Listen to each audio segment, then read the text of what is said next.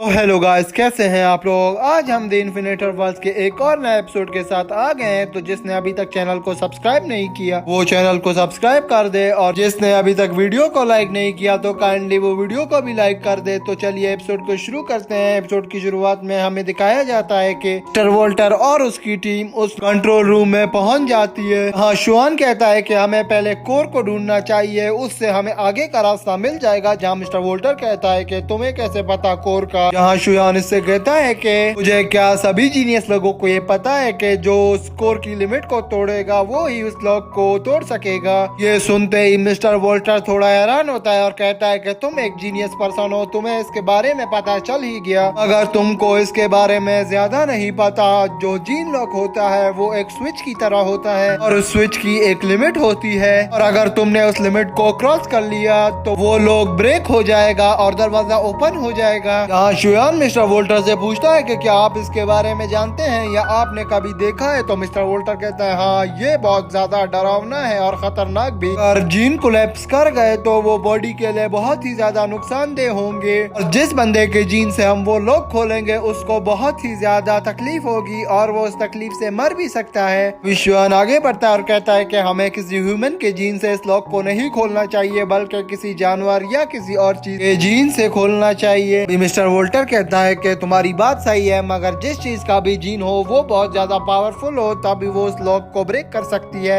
अभी तक जो मैंने सबसे ज्यादा पावरफुल बंदा देखा है वो शायद अब इस दुनिया में नहीं रहा। अब वो इसी के बारे में बात कर ही रहे होते हैं तो तभी मॉन्स्टर की आवाज आती है। आवाज मॉन्स्टर की भी होती है और उसमें कुछ आसार एलियंस के भी होते हैं। तो तभी वहाँ वोल्टर कहता है कि सब नीचे बैठ जाओ। तभी वो लड़की जो बहुत डरी हुई होती है उसके मुंह से आवाज निकल रही होती है, तो शीना उसे कहती है चुप करो वरना इधर ही मारे जाएंगे सब। वो लड़का भी शीना से पूछता है कि क्या हुआ, कुछ बताओगे हमें। तभी हम देखते हैं कि वो एलियन इनके सामने आ जाता है। सब वहाँ स्टैचू बन के बैठे होते हैं, जहाँ एलियन समझता है कि ये सब एक स्टैचू है, मगर उस डरपोक लड़की के हाथ से गन गिर जाती है और वो एलियन की सारी अटेंशन इनके ऊपर आ जाती है। अगर वो एलियन पहचान नहीं पाता तभी मिस्टर वोल्टर उठता है और कहता है कि आहिस्ता आहिस्ता पीछे मूव करना शुरू कर जाओ। हम देखते हैं कि सभी लोग आहिस्ता आहिस्ता पीछे बढ़ने लग जाते हैं। अभी वे लोग लेट जाते हैं और मिस्टर वोल्टर कहता है कि आवाज मत करना, और ये लेटते लेटते पीछे चले जा रहे होते हैं। जहाँ शुयान शीना से कहता है कि मुझे लगता है ये सिर्फ आवाज से ही हम पर अटैक कर सकता है, वैसे इसकी आंखें नहीं है, हमें देख नहीं सकता, ये हमारी खाली बदबू और हमारी आवाजों से हमें मालूम कर सकता है कि हम कहाँ छुपे हुए हैं, तो आवाज मत निकालना। हम उस ब्लैक कोट वाले आदमी को देखते हैं जो वहाँ बैठा होता है और मॉन्स्टर उसके पास आ जाता है, जहाँ वो शोर मचाना शुरू कर देता है और मॉन्स्टर उस पर अटैक करने ही वाला होता है। तो तभी टीम मेंबर वहाँ पर फायरिंग करना शुरू कर देते हैं उस मॉन्स्टर पर। तभी वहाँ एक नहीं बल्कि बहुत सारे मॉन्स्टर्स आ जाते हैं और वो ब्लैक कोट वाला भाग रहा होता है। एक मॉन्स्टर उसके सामने आ जाता है, उसे पकड़ लेता है। तब हमें जेन को दिखाया जाता है जो बहुत अच्छी तरीके से फाइट कर रहा होता है। सभी अपना रोल बहुत अच्छी तरीके से कर रहे होते हैं। हाँ, वो डरी हुई लड़की बहुत पैनिक कर जाती है और बहुत जोर जोर से रोने लग जाती है, कहती है कि मेरी हेल्प करो, मुझे बचाओ। तभी वो उन सबके बीच से निकल कर भागने लग जाती है। मिस्टर जेन कहता है रुको, तुम भी मारी जाओगी, ऐसे मत भागो। हम देखते हैं कि वो भाग ही रही होती है। वो मॉन्स्टर उसके सामने आ जाता है और अपनी पूंछ को उसके आर पार कर देता है। कहते ही सब लोग वापस से पीछे जाने शुरू हो जाते हैं, जहाँ मिस्टर वोल्टर और जेन उससे फाइट कर रहे होते हैं और वो असॉल्टर बॉडी बिल्डर भी इनका साथ दे रहे होते हैं। हमें उस असॉल्टर को दिखाया जाता है जिसका निशाना बहुत ही उम्दा होता है। वो उन सबको अपने निशाने से मार रहा होता है, वो भी बहुत अच्छे तरीके से। अभी हम देखते हैं कि शुयान कहता है कि सब पीछे हो जाओ, मैं ग्रेनेड फेंकने वाला हूँ। तभी वो वहाँ पर एक ग्रेनेड फेंकता है और सबको कहता है कि वापस जाओ। वो ग्रेनेड फेंकता है, सब मुड़कर वहाँ से भागने लग जाते हैं। जहाँ वो लड़का गिर जाता है जो डरपोक होता है। तभी शीना उसकी मदद करने जाती है तो शीना उधर फंस जाती है। उसको देखकर जेन भी वहाँ शीना को बचाने चाहता है। तभी वो वहाँ अपनी टेक्निकल पावर को यूज करके अपनी स्पीड का इस्तेमाल करते हुए बहुत स्पीड से शीना को वापस ले आता है। अगर वो रास्ता ब्लॉक हो जाता है वो किसी और कमरे में चले जाते हैं जहाँ का डोर वो क्लोज कर देते हैं। शीना जेन से पूछती है कि अब तुम कैसे हो।